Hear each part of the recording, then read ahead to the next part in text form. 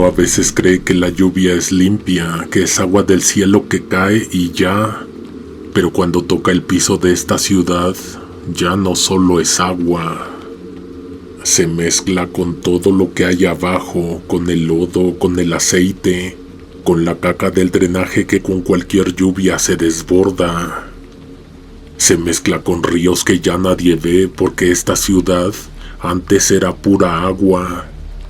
Canales, ríos, lagos, y eso sigue ahí, solo que tapado, entubado, pero sigue.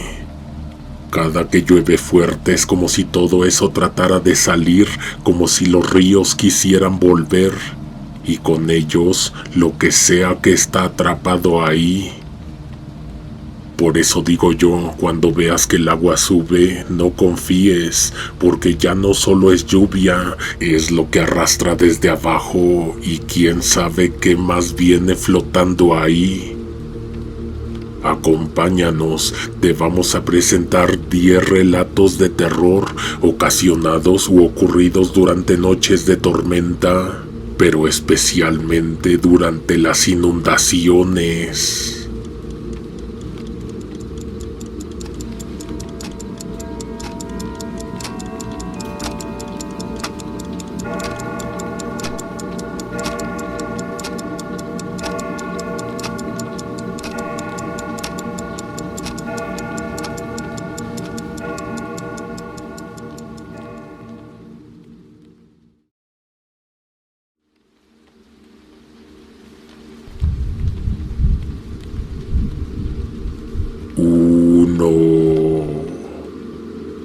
En la esquina de la cuadra de mi casa había una refaccionaria. El dueño era el papá de un amigo de la secundaria que se murió. Un día en que llovió muy cabrón, no regresó de la escuela. Nunca se supo bien qué le pasó. Al día de hoy ya no existe ese negocio, pero hace como 6 años el dueño, papá de mi amigo fallecido, y yo teníamos un acuerdo. A veces ordenaba piezas y yo iba a recogerlas en el metro. Me daba para el pasaje y 100 pesos por el favor. Yo lo hacía por su hijo era el que le hacía esos mandados. Era raro entrar ahí. La refaccionaria tenía ese tufo, aceite viejo, madera húmeda y papeles enmohecidos. Las fotos de mi amigo seguían colgadas atrás de la caja con una veladora encendida, siempre con la cera chorreada. Una tarde me mandó al sur por el Estadio Azteca. Llegué cuando estaban por cerrar la tienda. Se me hizo tarde por un accidente que detuvo todo Tlalpan. De tanto respirar el humo de los camiones y no haber comido nada aún, me empecé a sentir mal. Tenía un sabor metálico en la boca. Me metí a una fondita de esas de lámina, cargando el montón de cajas que iba a entregar. Afuera todo el cielo estaba gris oscuro. Cuando terminé de comer, las primeras gotas ya sonaban como piedritas contra las láminas. Me eché a correr hacia donde pasaban los camiones, esperando que no me agarrara el agua recio.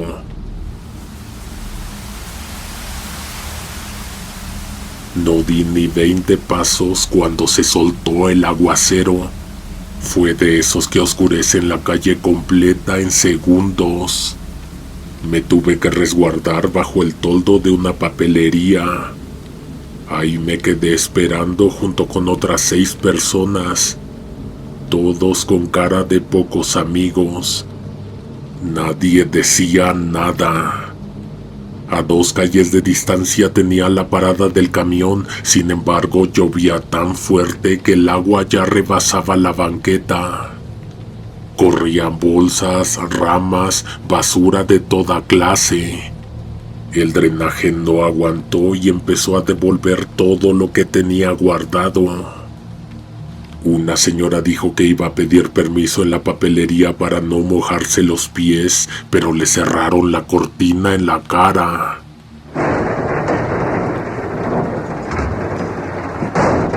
Nadie dijo nada.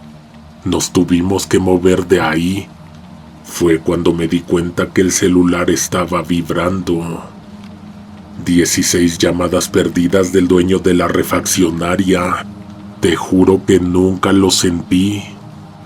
Le marqué inmediatamente.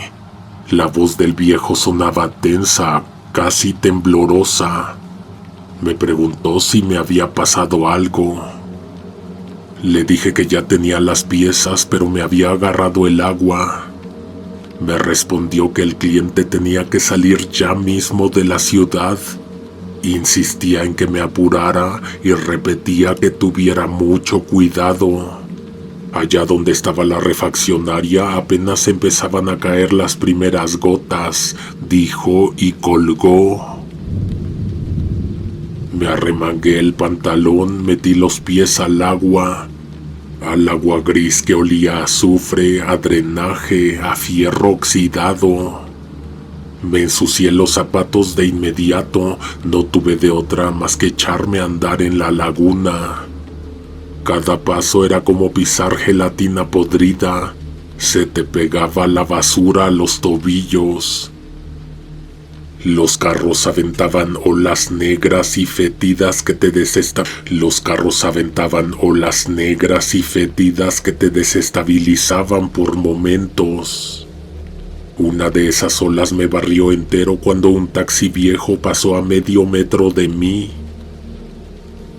El pantalón escurría, los zapatos chorreaban agua a cada paso. Pero luego de eso, por fin pude poner pie en la banqueta. Momentos después llegué a la parada. El camión venía surcando la laguna gris como un barco de metal oxidado. El agua no me había mojado aún las cajas. La ola que provocó el camión lo hizo. Aventé dichas cajas al interior y me subí de inmediato. El camión iba a reventar de gente, pero alcancé a meterme. Todos venían chorreando, todos con las chamarras y las mochilas escurriendo. Justo cuando estaba sacando las monedas de la bolsa del pantalón, también se me salió el celular. Fue en el preciso momento en que el camión arrancó. El teléfono botó en el primer escalón, saltó al segundo, se resbaló y cayó al agua. Lo vi irse, deslizándose como un jabón por entre la marea gris. Le grité al chofer que se detuviera, pero no lo hizo. Si paraba, se le metía toda el agua al camión. Iba aprovechando su propia aceleración, abriéndose paso como una lancha, aventando las pestilentes aguas contra las fachadas y los portones. Pensé en bajarme más adelante, pero creo que junto con el celular se me fueron los 2 billetes de cambio que traía sueltos. Me fui suspirando todo el camino, apretado entre la gente, dentro de aquel camión que apestaba a sudor rancio y tenía todos los vidrios empañados. Llegué a la refaccionaria y entregué las piezas. El viejo ni me preguntó nada, nomás asintió. Yo no traía otra cosa en la cabeza más que lo del teléfono. Más tarde, ya en mi casa, bañado y con el frío todavía metido en los huesos, le marqué a un primo para contarle. Me dijo que si quería me llevaba en la moto a buscarlo, que porque no lo rastreaba con el GPS. El teléfono aún tenía casi la mitad de la batería. Eso significaba que seguía encendido. Lo más seguro, atrapado bajo el agua, o en el peor de los casos, en manos de alguien. Eran las 9 de la noche cuando regresamos al lugar. Ya no estaba el charco, toda el agua había logrado colarse al drenaje. El asfalto seguía mojado, con esa capa de lodo grasoso que queda después de la lluvia en la ciudad. El aire era helado, olía a tierra podrida y a drenaje reciente. En la aplicación, el punto azul del teléfono decía que estaba justo ahí, en la banqueta donde estábamos situados, apenas a unos 6 pasos de la parada del camión. Seguro alguien lo apagó y se lo llevó, pensé. Mi primo marcó solo para probar. La llamada entró. Escuchamos el tono, nos miramos. Se oía, pero no lo veíamos. No venía ni de la banqueta ni de las jardineras. Era un sonido amortiguado, como si estuviera dentro de una caja o debajo de nosotros. El ruido salía claro desde una rendija de drenaje. Mi primo insistió, marcó otra vez. Volvimos a escuchar el tono. Esta vez contestaron. Nos quedamos helados, no nos esperábamos eso. Me pasó el teléfono con la cara pálida. «Habla tú», me dijo. Dije «hola» con la garganta seca. Del otro lado solo se escuchaba una respiración. No era un error, no era estática. Era alguien respirando pegado al auricular. Entonces habló. «Creo que esto es tuyo». La voz me heló la sangre. Era familiar, demasiado familiar. Víctor, mi amigo, el hijo del dueño de la refaccionaria.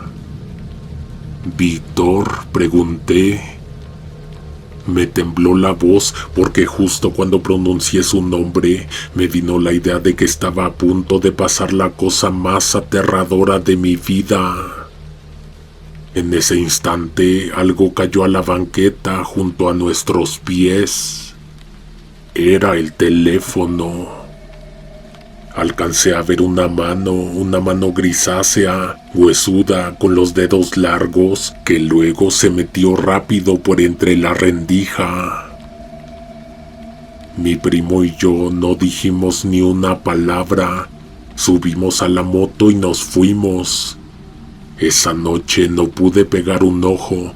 Me quedé pensando en mi amigo, en todo lo que había pasado, en esa voz que escuché tan clara como si siguiera aquí, en cómo a veces la ciudad te devuelve cosas que uno ya había perdido. Me puse a repasar todo en la cabeza una y otra vez, y entre más lo pensaba, menos sentido tenía. Al día siguiente, el viejo me llamó para pagarme el favor. Cuando estaba por irme, me detuvo en la puerta. «¿No sentiste raro ayer?», me preguntó. No supe qué decir. El viejo bajó la mirada y soltó. «Ayer se cumplieron 2 años de lo de Víctor».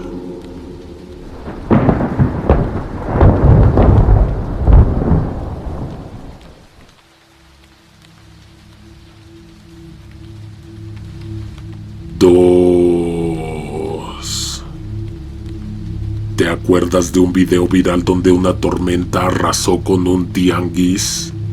Han sido varios, creo, pero uno de esos. Sabíamos que iba a llover, pero no podíamos dejar de ponernos. Ya llevábamos 3 miércoles seguidos que teníamos que levantar todo temprano por la lluvia. Esa vez estuvo peor. Primero el aire arrancó unas carpas, desarmó varios puestos. Luego el agua con granizo terminó por tumbar lonas, echando a perder todo. Pero cuando de verdad se soltó, cuando la descarga se puso más fuerte, se hizo un río espantoso. Un río negro, café, como de lodo con aceite. Y olía, no te explico cómo olía. Fueron momentos de horror, no te exagero. Pasaban cajas, bolsas, frutas, verduras, garrafones, una bicicleta. Primero un puesto, luego 2 puestos, después todos los puestos. Los tanques de gas rodaban como pelotas, la basura se regó toda. Pero lo peor no era la basura, era el agua misma. Era lo que venía con el río. Todo lo que estaba en las calles emergió. La corriente iba levantando las alcantarillas. De las coladeras brotaban chorros de agua negra con burbujas que olían a azufre. La espuma que flotaba parecía nata de leche podrida. Ratas muertas venían flotando, hinchadas, abiertas, tiras de papel de baño, pedazos de trapo con costras negras, bolsas reventadas y cada tanto un bulto más grande. La gente ahí, sin soltar sus cosas, se aferraban a lo que pudieron para evitar que se fuera con el río. Tubos, sillas, cubetas, escobas, las cajas con el dinero. Nadie quería perder nada, aunque el agua ya te llegara casi a la cintura. De pronto unas señoras empezaron a gritar bien feo que el agua se estaba llevando a una mujer. A 2 personas de hecho, a una señora y a una muchacha. Luego pasó rodando un anciano. Este venía boca abajo, ya totalmente sumergido. Las otras 2 apenas lograban mantener la cara fuera del agua. Un señor de por acá se aventó a la corriente.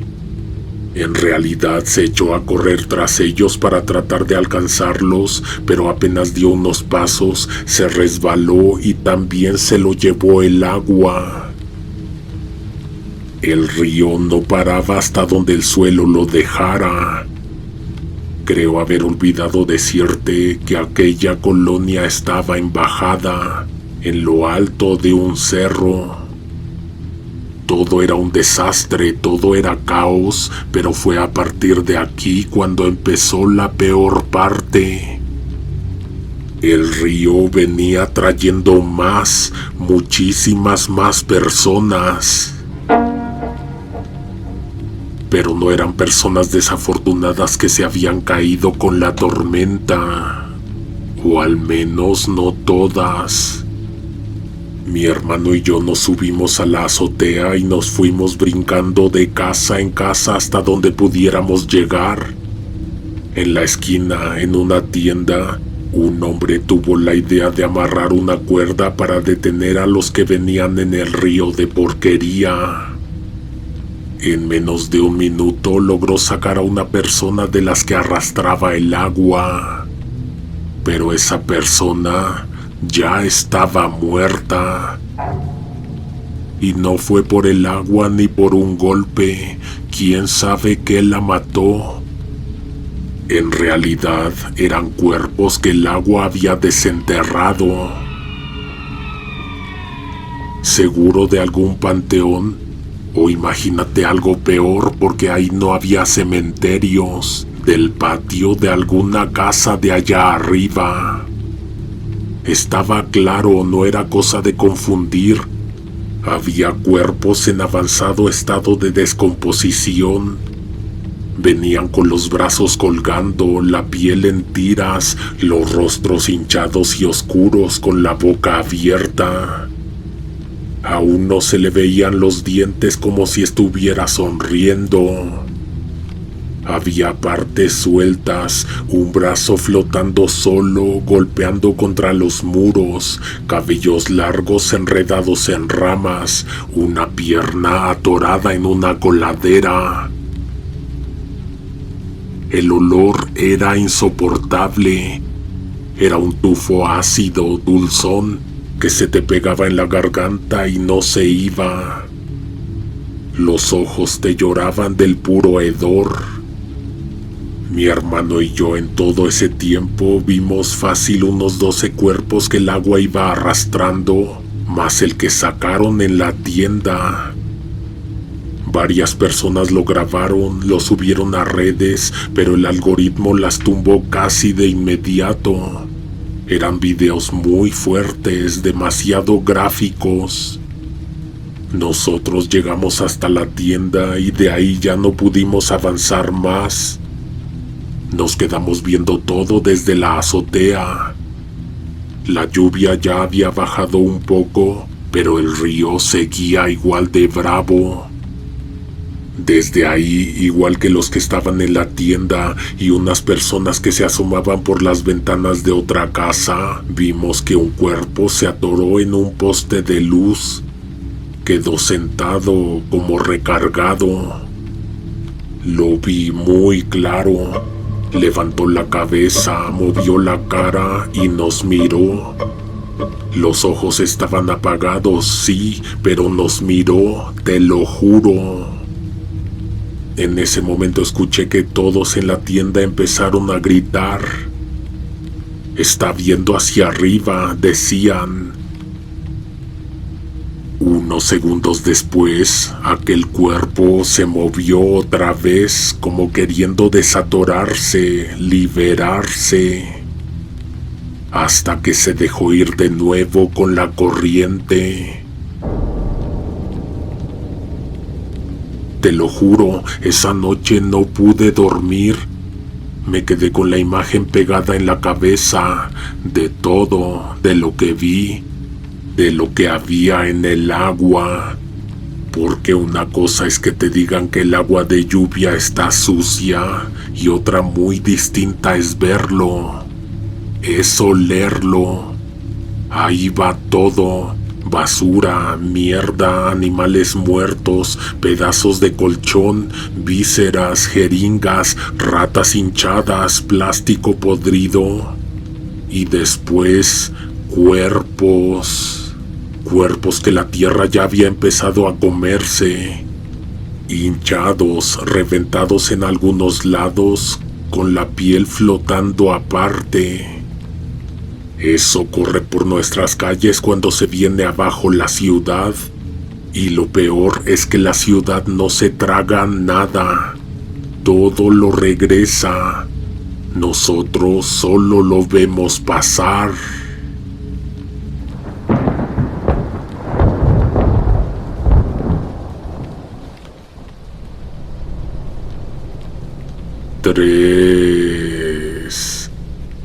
Le tengo pavor a la temporada de lluvias.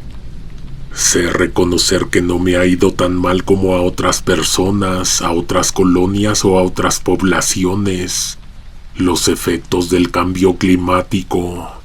Pero desde niño siempre he tenido broncas con la lluvia. La casa en donde vivíamos tenía un patio diminuto al centro y cuando llovía mucho, el agua empezaba a salirse y se metía a la casa. También se metía por unas láminas viejas que estaban encima de las escaleras. Se escurría por la ventana de la cocina y por las mismas láminas que cubrían el lavadero. Era como vivir adentro de un tambor. Si caía tormenta en la madrugada, nos teníamos que levantar todos a recoger el agua, a poner cubetas, trapos, jergas, a empujar el agua con el jalador. Aquella noche nos fuimos a dormir temerosos, ya que a la medianoche el cielo empezó a tronar. Sería la primera lluvia de toda la temporada. A las 2 de la mañana, un relámpago que sonó encima de nuestras cabezas nos despertó a todos. Como la casa tenía varias partes de lámina, el sonido de las gotas retumbaba en el pecho. No se podía ni hablar, era como si te quedaras sordo. Como a los 15 minutos de que se soltó el aguacero, Golpearon la puerta. Todos andábamos en lo mismo. Las cubetas, los trapos, el jalador. Pero esos golpes no eran normales. Golpeaban fuerte como con los 2 puños y apurados como si les fuera la vida en ello. Mi papá dijo que nos quedáramos adentro, que él iría a ver quién estaba en la puerta. Justo cuando se iba acercando, los golpes como que se movieron del lugar. Primero golpearon en la pared a un lado de la puerta, luego un poco más allá, después abajo de la ventana. Mi padre salió, se asomó. Para empezar, no había nadie afuera, ni al lado, ni a la izquierda, ni a la derecha.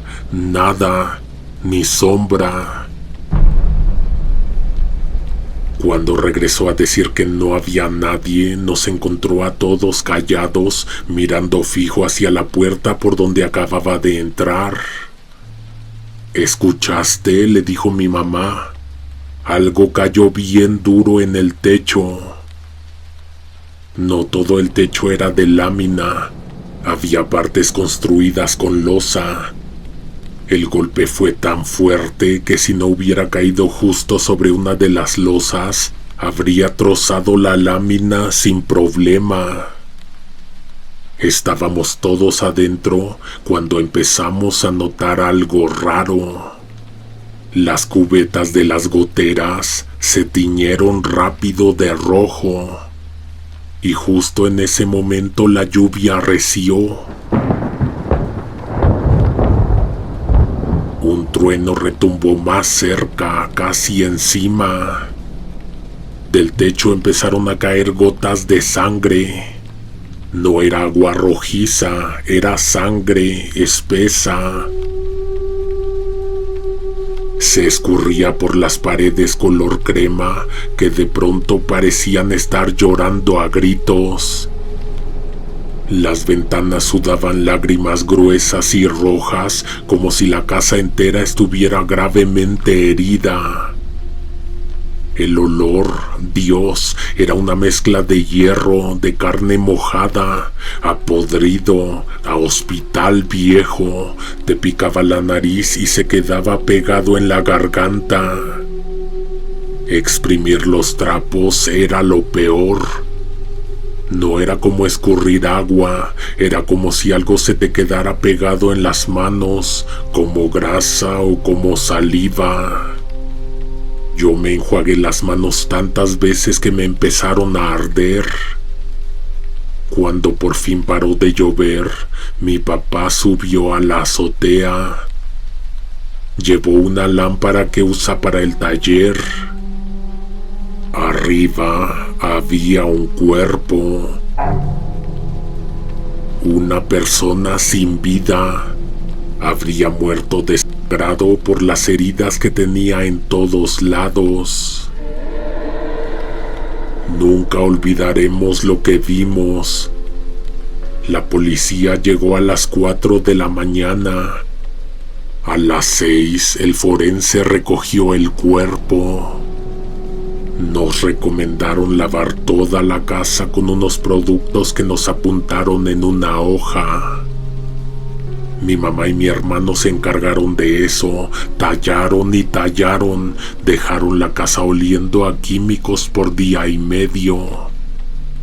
Era un olor fuerte, agrio, que se te quedaba en la ropa. Por cierto, no sabemos cómo llegó ese cuerpo ahí. Solo que alguien lo hubiera aventado, pero era un hombre de unos 80 kilos. No era algo que cualquiera pudiera hacer tan fácil. Y además, los golpes que escuchamos en la madrugada, los de las puertas, los de las paredes, creo que nunca lo sabremos. Te digo que limpiaron bien, le echaron ganas, aunque después tuvieron que subir varias veces a la azotea a buscar residuos. a echar cubetadas de agua, pero no sirvió de mucho. Cada que llovía después de ese incidente, las goteras volvían a teñir la casa de rojo. No con la misma intensidad de esa primera vez, no, pero lo suficiente. Apenas una ligera coloración, apenas un tinte que bastaba para que supiéramos que todavía quedaba algo de ese hombre en la azotea.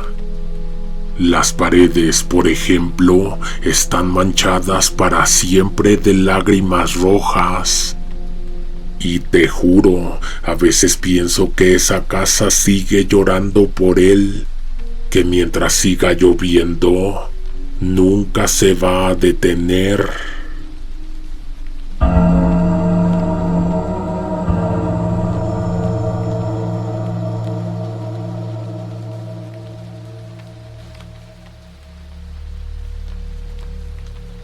Cuatro. Nos íbamos a quedar despiertos un rato más por la lluvia, esperando que no se fuera a inundar otra vez. Estábamos terminando de cerrar todas las puertas con llave, cuando de pronto tocaron la principal. Ya habíamos visto que desde la calle se estaba metiendo el agua. Quien estuviese afuera seguro tenía los pies metidos en el charco. Mi hermano, que era el único que tenía botas de lluvia, fue a abrir. El agua ya se había metido por debajo del portón. Había un charco que ya cubría casi todo el recibidor. Era una mujer, estaba completamente empapada. El portón tenía marquesina, pero con el aire que estaba haciendo no había manera de resguardarse. Mi hermano, sin conocerla, le dijo que se pasara, que no se estuviera mojando ahí parada. Pero la mujer se hizo para atrás. No estaba buscando techo, estaba pidiendo ayuda. Su hijo se le había ido de los brazos. Afuera ya no existía la calle, ahora era una laguna. El agua cubría la banqueta y un buen tramo más, y eso que esas aceras eran más altas que las normales. Mi hermano salió tras la mujer bajo la lluvia. Ni se tomó el tiempo de ir por el impermeable. La vida de un niño es primero. La mujer traía los pies completamente sumergidos, iba descalza y parecía que ya ni siquiera sentía el frío. No pasó mucho. Mi hermano regresó al poco rato a la casa.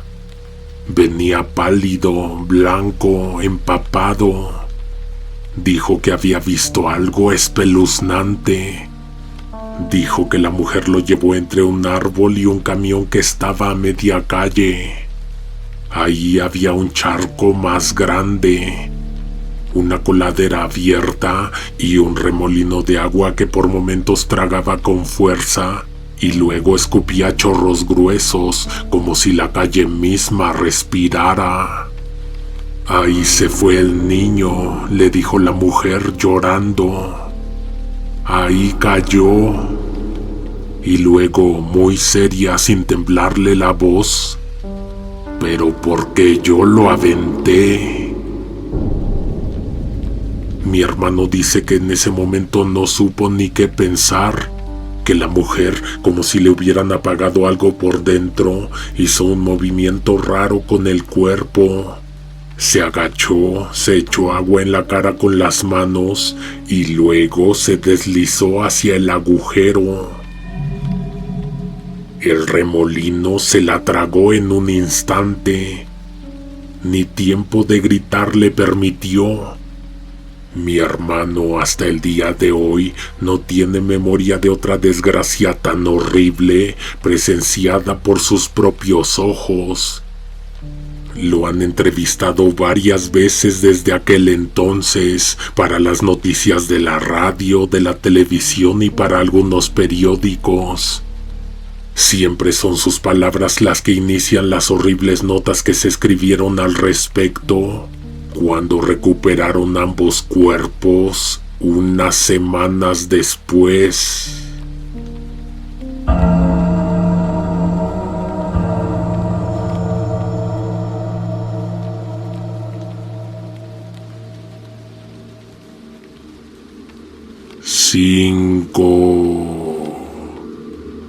Salgo a las 4. Trabajo en un edificio sobre Añil, casi frente al Palacio de los Deportes. Vivo cerca, me puedo ir caminando a casa. Nunca me hago más de 30 minutos y la verdad me gusta. A menos que esté el sol pegando a plomo o llueva. Porque cuando llueve por acá, olvídate, se hace un caos. Río Churubusco se vuelve literal un río. Los pasos a desnivel peor. No hay taxis, no hay Uber, nada, todo se atora. Ese día a las 4:15 y yo iba saliendo apenas. En cuanto puse un pie en la calle, sentí la primera gota. El cielo estaba cerrado, pero no se veía como para tormenta. Creí que iba a ser de esas lluvias mensas de 5 minutos. Incluso pensé en regresarme por el paraguas que tengo en la oficina, pero solo lo pensé. Me fui caminando rápido. Cuando ya llevaba como 6 cuadras, se dejó caer feo. Parecía que hubieran vaciado cubetas desde arriba. Tronaba que los vidrios de los coches vibraban. Donde me agarró, me metí a refugiarme en una fachada debajo de una marquesina. A los pocos segundos empezó a soplar un aire frío de esos que arrastran la lluvia. Me empezó a empapar la cara y la ropa. En eso, por la banqueta de enfrente, vi a un señor. Venía caminando con un paraguas medio doblado por el viento. Se paró frente a un portón viejo y abrió. Antes de meterse, me gritó para que le recibiera el paraguas. Me lo ofreció diciendo que era para que no me mojara tanto. Yo corrí bien agradecida y lo tomé. Le dije que mañana se lo traía de regreso. No hace falta que toque, nada más páselo por debajo del portón, me dijo. Me sirvió muchísimo. Llegué casi seca a la casa. Si no es por ese señor, hubiera acabado como trapo mojado. Al día siguiente, cuando iba rumbo a la oficina, pasé con el paraguas. Mi mamá me había mandado un pan y un café para darle de agradecimiento al señor. Llegué, toqué el zaguán 1, 2, 3 veces. Había un timbre, pero no sonaba. Toqué otra vez, nadie. Como él sugirió, agaché el cuerpo y pasé la sombrilla por debajo de la puerta. Ya me iba para el trabajo, pero me detuve. No sé por qué me regresé. Me acerqué y me asomé por la rendija, por un hueco entre el zaguán y el muro, donde se alcanzaba a ver justo el patio. De entrada, el piso era de cemento viejo, cuarteado con manchas negras de humedad. No había ni zacate, puro cemento pelón. Había unos tendederos cruzados de un lado a otro, de esos de alambre oxidado, ya todos caídos, reventados por el sol, como si nadie hubiera colgado ahí ni un trapo en años. Al fondo, pegado contra lo que quedaba de la fachada de la casa, estaba un coche abandonado, un Chevy viejo sin llantas, con las puertas abolladas y el cofre abierto, puro fierro rojo de óxido. La casa se veía peor. El techo se había venido abajo casi todo. Del esqueleto quedaban solo algunas vigas cruzadas. Todo adentro era pura sombra, con charcos donde se reflejaban los pedazos de cielo nublado. Y en medio de todo eso, regados por el piso del patio, había como unos 15 paraguas de todos tamaños y colores, cerrados, manchados, como si los hubieran ido aventando por debajo de la puerta. Fue ahí que me cayó el 20 y se me heló el cuerpo. Ese hombre no existe y en esa casa no vive nadie.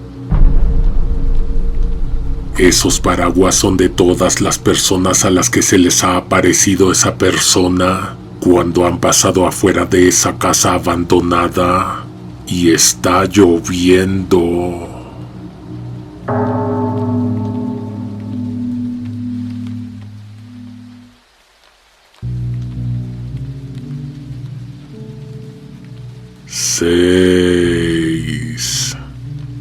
Mi historia es corta, pero el recuerdo es para siempre. Una tarde estaba en casa, empezaba a llover, primero suavecito, pero fue subiendo, hasta que se convirtió en una lluvia pesada.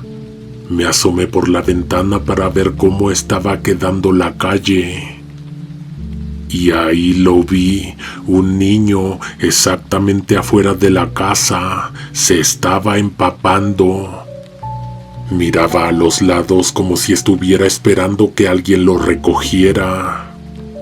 Me asomé más y le grité que le iba a abrir para que no se mojara más. Ya adentro le ofrecí una toalla, pero en vez de secarse, la puso en el suelo y se empezó a limpiar los zapatos. Le pregunté si tenía hambre, dijo que sí, le serví algo. Cuando se sentó en la mesa, por fin lo vi bien. No era un niño, era un hombre mayor, pero no solo de edad, era raro. Imagínate un duende, las facciones grandes, los ojos saltones como de vidrio. La nariz chata, la boca ancha, con los labios gruesos y agrietados, las manos huesudas, los dedos largos, las uñas amarillas. Pero no era solo como se veía, era alguien asqueroso y maleducado. Comía con las manos, escupía en el suelo de la casa y me aventaba unas miradas que no te puedo explicar. Sentía que me ensuciaba nada más con verme. Cuando llegó mi hermano le pedí que lo sacara y lo hizo. Salió sin decir palabra. Después de que se me pasó el susto y el coraje, nos echamos a reír. ¿Qué otra cosa podríamos hacer? Ya que me iba a dormir, se me ocurrió revisar un joyero que tenía escondido en una alacena. Me faltaban cosas, no solo de ahí, también de mi bolsa. Seguro habría sido aquel tipo. Tiempo después se lo platiqué a una compañera de la escuela donde trabajo y me contó algo parecido. Estaba comiendo con una amiga en uno de esos restaurantes que parece un escaparate si te sientan cerca de la calle. Estaban terminando cuando vieron a un niño mojándose en la lluvia, de pie frente a un montón de gelatinas tiradas en el suelo. Sintieron un hueco en la panza a pesar de que se habían hartado de mariscos. Lo llamaron, pidieron a un mesero que lo dejara pasar, le invitaron la comida. En cuanto le sirvieron, lo que estaban viendo cambió. Les pasó igual que a mí. Empezó a comer y ya no se veía como un niño. Era un adulto con ropa que no le correspondía. Una persona horrible. Se limpiaba en el mantel y en un momento le tocó a mi amiga la pierna con las uñas de los dedos de los pies. Salieron de ahí inmediatamente, dejaron pagado y juraron no volver a invitar a nadie más a la mesa. No sé dónde más he escuchado algo similar, pero encontré una constante: la lluvia. A esa criatura que cambia de forma le gusta salir cuando llueve.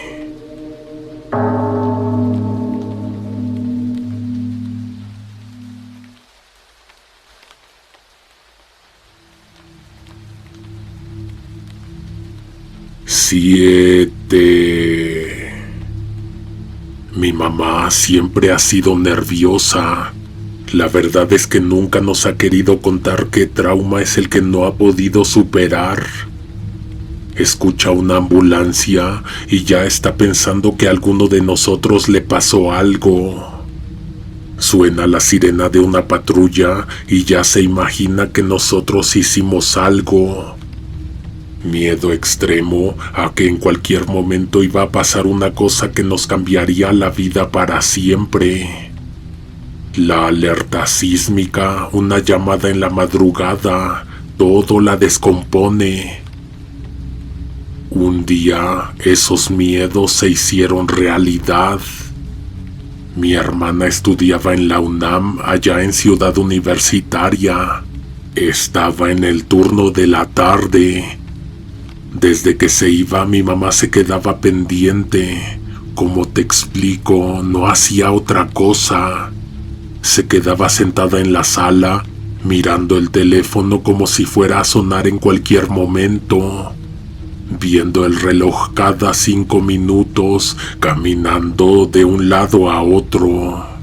Se le iba la tarde entera con la cabeza puesta nada más en eso, como si el mundo entero se redujera a esperar que mi hermana regresara bien. Ese día llovió como nunca. Se inundó toda la ciudad como la de hace poco, igualita. Así que era normal que se tardara 1 o 2 horas más, se entendía. Pon tú que si siempre llegaba a las 9, pues a las 11 ya debería estar en casa. Pero nos dieron las 2 de la mañana y nada, mi hermana no llegaba.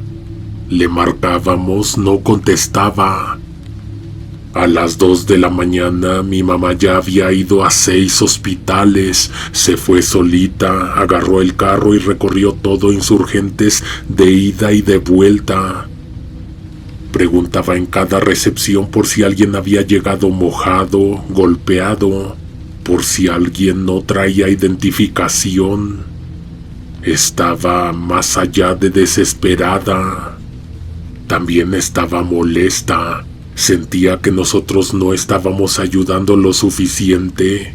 Y es que ni cómo ayudar. Era como buscar a alguien desaparecido en medio de una ciudad colapsada. Como a las 6 de la mañana sonó el celular de mi mamá. Te juro que lo sacó de la bolsa como en medio segundo y contestó inmediatamente. Era mi hermana. No desperdiciamos ni un minuto. Nos subimos al carro y nos fuimos por ella. ¿Dónde estaba? Aquí viene lo raro. Estaba en Puebla.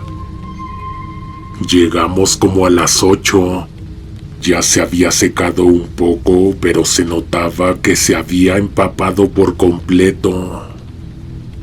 Nos subimos al carro y apenas se sentó, mi mamá la abrazó como si se fuera a deshacer. Le preguntaba una y otra vez, ¿qué te pasó? ¿Por qué estabas allá? ¿Quién te hizo algo? Mi hermana apenas podía hablar, se le veía la mirada perdida, los labios morados, las uñas todas arrugadas, la piel como de papel. Y el olor, te juro que cuando se subió al carro, el olor fue lo primero que nos pegó. Era como a caño, a podredumbre, a agua estancada con cosas muertas. No era solo humedad, era un olor que te llegaba al estómago. Ya que medio se calmó, empezó a contar que había salido de la UNAM, se fue para el Metrobús, pero que toda la calle era un río. Un camión la empapó, la aventó contra la banqueta, se resbaló, se pegó en la cabeza y cayó cerca de una coladera. Lo siguiente que recuerda es que ya no estaba en la calle. Estaba dentro de un túnel enorme, oscuro, sin poder moverse bien. Me dolía todo el cuerpo, decía, no podía mover bien las piernas y el olor era como el que traigo ahorita, pero peor. Allá adentro era como estar metida en un cadáver gigante. Fue entonces que nos dijo lo de las voces, que empezó a oír que había alguien más y voces que decían, ya casi, falta poco. No eran voces normales, sonaban rotas, como si vinieran de bocas que ya no podían hablar bien. Mi mamá estaba llorando, persignándose, y mi hermana seguía. Después empecé a escuchar risas de niños, pero no de niños de verdad. Era como cuando pones un cassette viejo y se escucha todo torcido.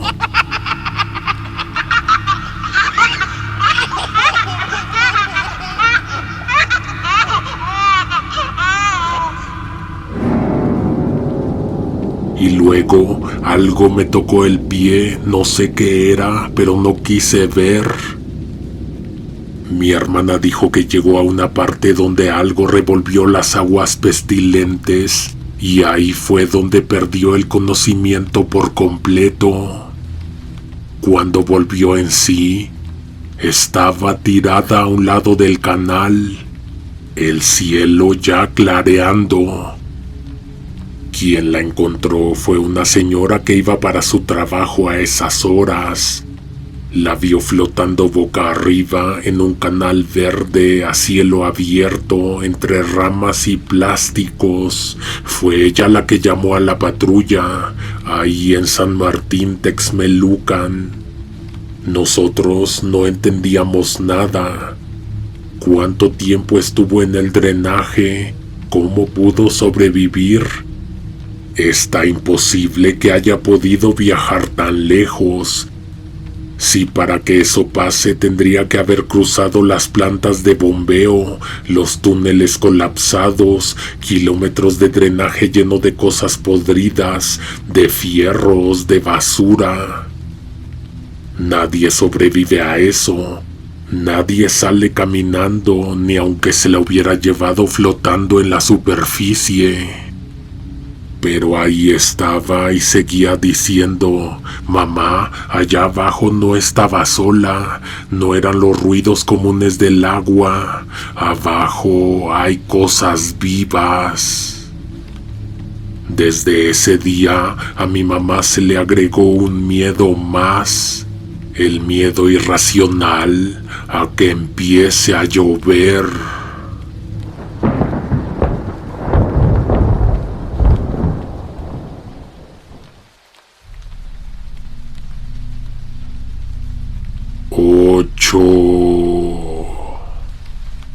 A mí me gusta preguntarle a la gente cuál es su recuerdo más primitivo. No sé, siempre he querido escuchar de alguien más una historia como la que tengo yo. Yo tengo recuerdos bien claros de cuando tenía 8 años. De una noche en que me desperté porque había gritos en la casa. Que me levanté de la cama todo asustado y salí de la recámara. Abajo mi mamá gritaba, mi papá también. Mi mamá se puso a llorar. No se me olvida tampoco que afuera había una tormenta. Bajé preocupado y cuando mi papá me vio me agarró en brazos y me sacó de la casa casi corriendo. Estaba lloviendo fuerte, se oían los truenos bien cerca y a cada rato se iluminaba todo por los relámpagos.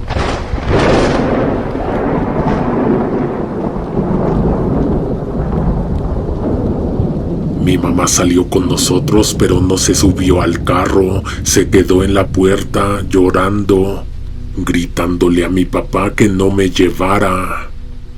Yo no tenía idea de que él me estaba secuestrando. Le preguntaba a cada rato por qué no había venido mamá, que a dónde íbamos o por qué manejaba tan rápido. Las gotas golpeaban los vidrios con fuerza. Me acuerdo bien de ese sonido.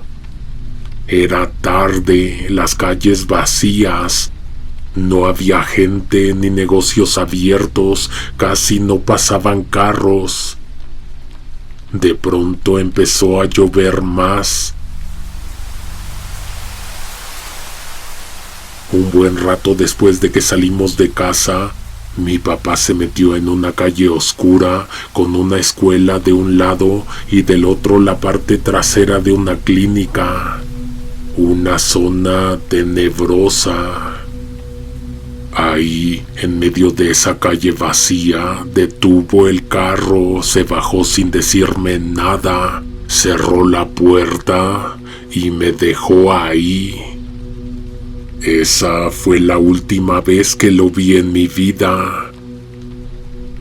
Lo siguiente que recuerdo es que de repente vi a una mujer asomada por la ventana del carro. Me hizo señas, me pidió que bajara el vidrio. Era de perilla en ese entonces. Esta mujer metió los brazos y me sacó por la ventana. Me cargó porque todo alrededor del carro ya estaba inundado, con el agua casi tocándome los pies. También me acuerdo de que esa mujer tenía los brazos bien fríos, el cabello mojado pegado al rostro. Lo bueno fue que me llevó de regreso a mi casa.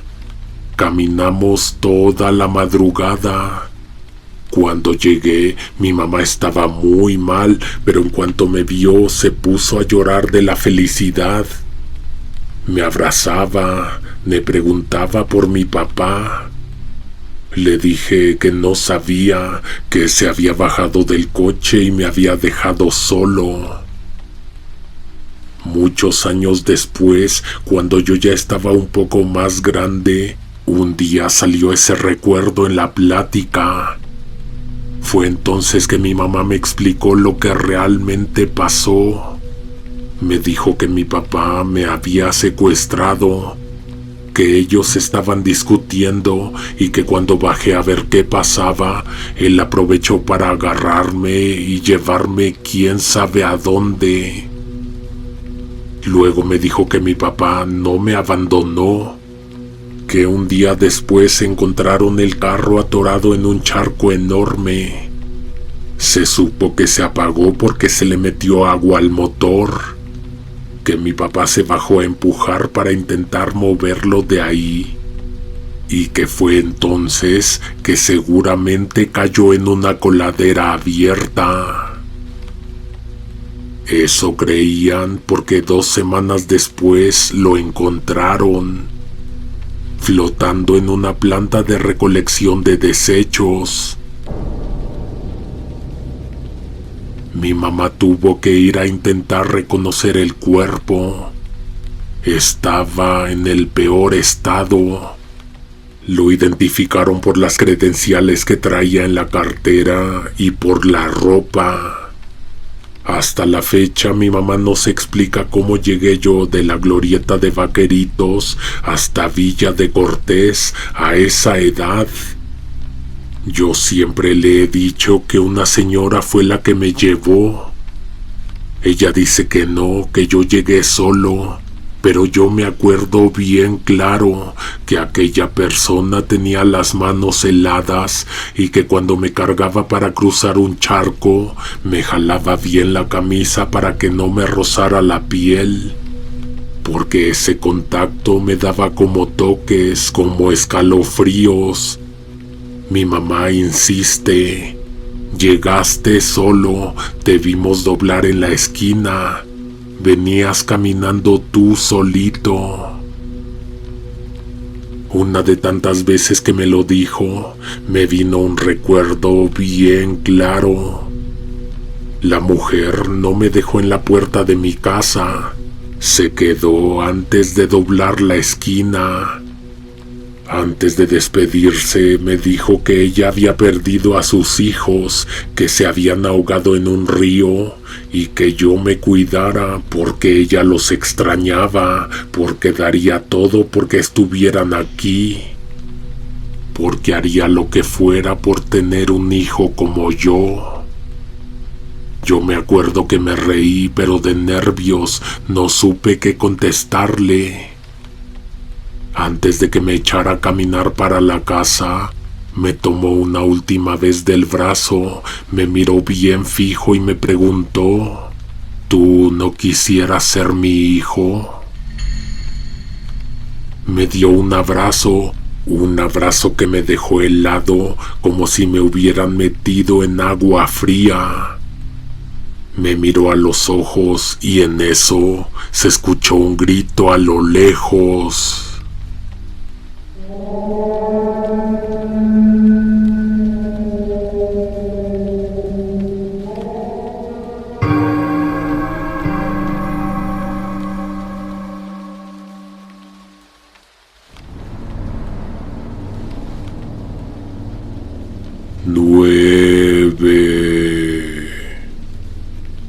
Hace como 5 años estuve en un equipo de fútbol con amigos. Algunos nos conocíamos de la prepa, otros de vivir en el mismo barrio. Armamos el equipo entre todos, pero siempre nos faltaba uno. Siempre teníamos que andar completando. Entrenábamos los sábados, jugábamos los domingos. Un sábado después del entrenamiento nos quedamos a tomar algo en la cancha. El cielo había estado nublado, de repente caían unas gotas sueltas, nada serio. Uno de nosotros llegó con una hielera de esas que parecen mochilas. Nos pusimos a convivir, platicando, planeando el partido del domingo. Nos acomodamos en las gradas cuando la lluvia empezó a caer más parejo. Estábamos bien protegidos, todos a gusto. El golpeteo del agua en el techo era constante, como un tambor sordo que no paraba. Todo iba bien hasta que uno del equipo empezó con que se tenía que ir, que tenía que ver a su familia, que no podía esperar más. Para ese momento la lluvia estaba fuerte, de esas veces que no te deja ver a más de 5 metros. Aún así, el tipo se despidió de todos al mismo tiempo. Saltó al campo para atravesarlo, lo vimos. Vimos el momento exacto en que una cortina de agua lo empapó. Pasó de estar más o menos seco a completamente mojado, como si lo hubieran empujado con todo y ropa a una alberca. Vimos también el momento en que un rayo lo golpeó.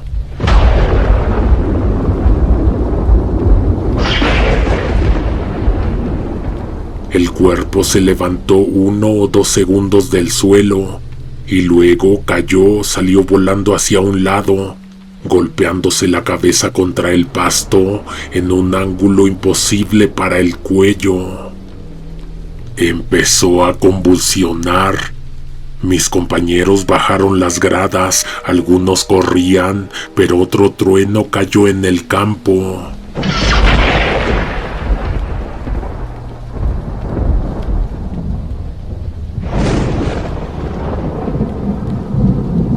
Yo tomé como una señal clara.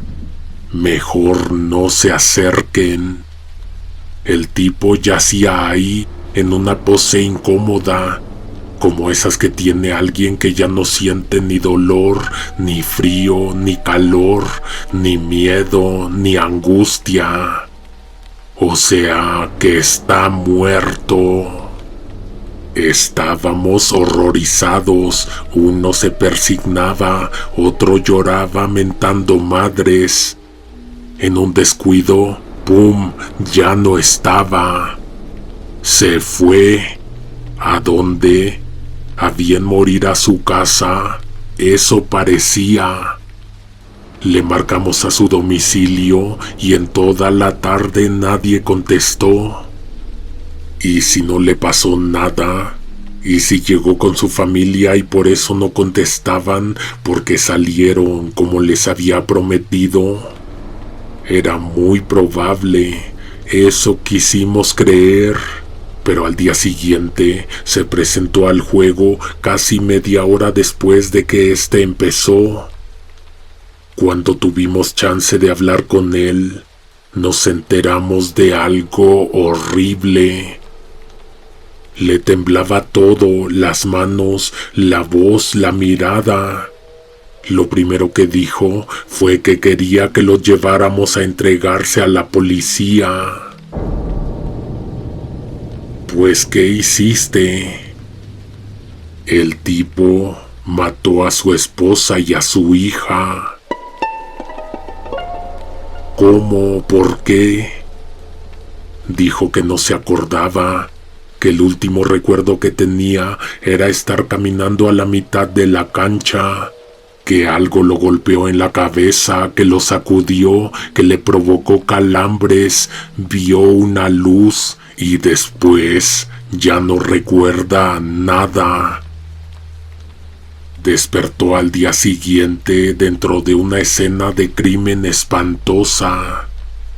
Sabe que él lo hizo, pero no recuerda haberlo hecho. Este tipo está al día de hoy en la cárcel. Le dieron 73 años. Yo digo que no alcanza a salir. Tiempo después de todo este evento tan extraño y grotesco, uno del equipo nos contó algo que había visto en la tele. Que las muertes que este tipo provocó habían sido por una exposición a una fuente de calor muy fuerte, extrema. Que tenían las retinas quemadas como si hubieran visto una luz potente durante mucho tiempo y más cosas raras. Como que la cama en donde el tipo durmió esa noche estaba quemada, completamente quemada, como si en ella se hubiera acostado a dormir un hombre en llamas.